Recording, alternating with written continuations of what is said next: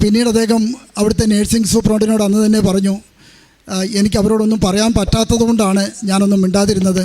അക്കാര്യം തന്നെ ഞങ്ങളോടും പിന്നീട് പറയുകയുണ്ടായി.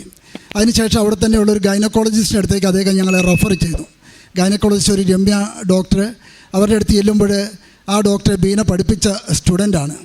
ഡോക്ടർ പറഞ്ഞു, ഇത് ടീച്ചറെ ക്യാൻസറാണ്, ഇവിടെ വെച്ച് കളിക്കേണ്ട, MRI സ്കാനൊക്കെ എടുക്കണം, നിങ്ങൾ കോഴിക്കോട് MVR ക്യാൻസർ സെൻറ്ററിലോ അല്ലെങ്കിൽ ബേബി മെമ്മോറിയൽ ഹോസ്പിറ്റലിലോ നാളെ തന്നെ പോകാൻ വേണ്ടി പറഞ്ഞു.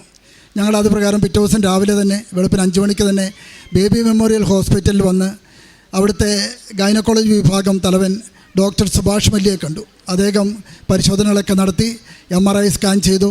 വൈകുന്നേരമായപ്പോൾ റിസൾട്ട് വന്നു, ക്യാൻസറാണെന്ന് സ്ഥിരീകരിച്ചു. ഈ റിസൾട്ടുകളൊക്കെ ബ്ലഡ് ടെസ്റ്റിൻ്റെയും അൾട്രാസൗണ്ട് സ്കാനിൻ്റെയും MRI സ്കാനിൻ്റെയൊക്കെ റിസൾട്ട് ഇവിടെയുള്ള ഈ ആലപ്പുഴയുള്ള മെഡിക്കൽ കോളേജിൻ്റെ സൂപ്രണ്ട് ബീനയുടെ ഫസ്റ്റ് കസിനാണ് ഡോക്ടർ സജീവ്, അദ്ദേഹത്തിന് അയച്ചു കൊടുത്തുകൊണ്ടിരുന്നു. അപ്പോൾ അദ്ദേഹവും ഇത് കണ്ട് ക്യാൻസറാണ്, വളരെ സീരിയസ് ആണ്, അത് MVR ക്യാൻസർ സെൻറ്ററിൽ പോയി ട്രീറ്റ്മെൻറ്റ് എടുക്കാനാണ് അദ്ദേഹം അഭിപ്രായപ്പെട്ടത്. എന്നാൽ ബേബി മെമ്മോറിയൽ ഹോസ്പിറ്റൽ അഡ്മിറ്റ് ആയതുകൊണ്ടും സർജറിക്ക് ശേഷമാണ് ക്യാൻസറിൻ്റെ ട്രീറ്റ്മെൻറ്റ് തുടങ്ങേണ്ടതുള്ളതുകൊണ്ടും ഞങ്ങൾ പറഞ്ഞു, ഏതായാലും സർജറി കഴിഞ്ഞിട്ട് പോകാമെന്ന് പറഞ്ഞു. അങ്ങനെ തിങ്കളാഴ്ച തന്നെ സർജറി പോസ്റ്റ് ചെയ്തു.